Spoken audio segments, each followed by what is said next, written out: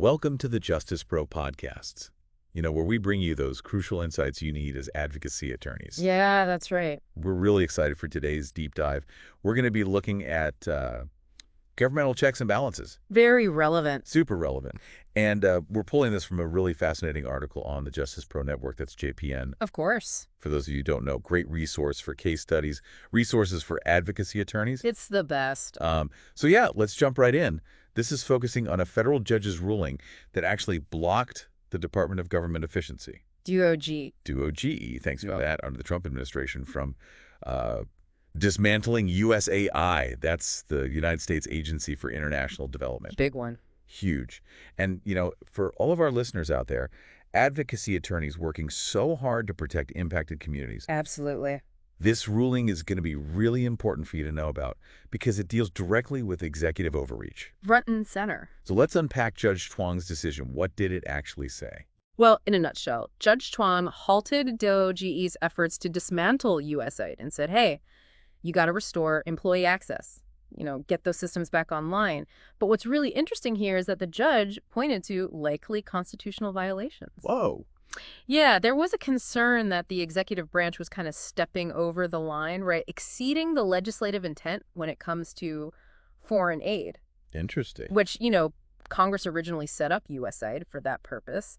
And so this ruling, it really impacted USAID's ability to do what they do. International aid, humanitarian work. And I'm sure DOG was not too happy about this. No, not at all. And, thinking about some of the reactions to this ruling, Senator Blackburn's comments were pretty strong. Oh, yeah, definitely. Senator Blackburn called this whole thing Trump derangement syndrome, called it an activist move, wasting taxpayer money. Oh, wow. And, it really highlights something important, which is how politicized these judicial decisions are becoming. Yeah. And legal scholars are worried, too. They say, rhetoric like this, it can really chip away at the independence of the judiciary, which is one of those cornerstones of our system of checks and balances. Absolutely. And I think that leads into a really important question.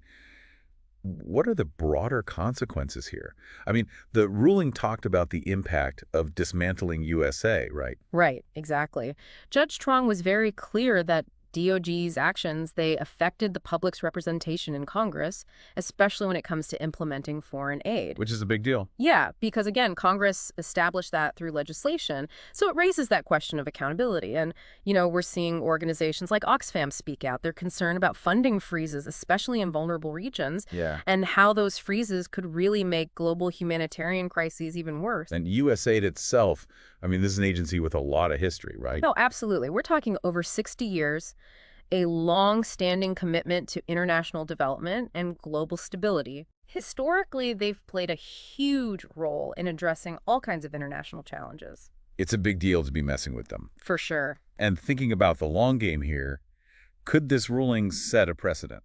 Yeah, it definitely could. This ruling, it might reinforce that idea of judicial review as a way to limit executive actions, especially when they're trying to change how congressionally mandated agencies are structured, unilaterally. Yeah. And we've seen similar challenges in the past, which really highlights this tension between the branches of government. Always pushing and pulling. Exactly. And this could really impact how we interpret executive actions in other areas, too, like immigration or even civil rights. Now, the article on the Justice Pro Network, they really hammered home why this is so important for civil rights and immigration attorneys. Yeah, and I think for you all, what's crucial is understanding this back and forth between executive power and these established agencies. A battle. It is.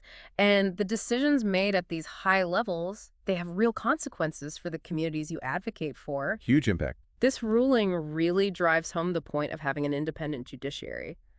They're there to make sure that executive actions don't go beyond what Congress intended and, potentially harm vulnerable populations who rely on aid and those established protections. So it sounds like the big takeaway is the importance of those checks and balances. Absolutely, especially when it comes to agencies like USAID and how they impact international aid and the lives of vulnerable communities. And for our listeners out there, all of you working on the front lines, this means you need to stay informed. Can't stress that enough. These legal and political battles, they have a direct effect on the work you do and the challenges your communities face. Right. So stay engaged, stay informed, and don't forget about those resources on the Justice Pro Network. Exactly. It can really help you understand all this and make a difference. And this brings up a final thought for everyone listening. How will your advocacy efforts need to adapt given this constantly shifting legal and political landscape? How can you ensure consistent protection for vulnerable populations who are impacted by all these changes in governmental structures and priorities? It's a question worth pondering. Thank you all for joining us for this deep dive. Our pleasure. And we'll see you next time on the Justice Pro podcasts.